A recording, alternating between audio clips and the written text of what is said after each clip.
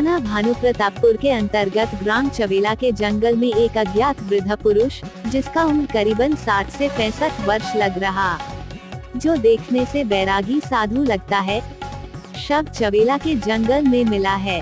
मृतक के शव को CHC भानुप्रतापपुर में रखा गया है। अज्ञात मृतक का या उनके परिजन के संबंध में किसी को जानकारी हो तो थाना भानुप्रतापपुर में संपर्क करें। छत्तीसगढ़ और बस्तर के तमाम खबरों पर हमारी नजर, आपकी खबर हमारी कलम।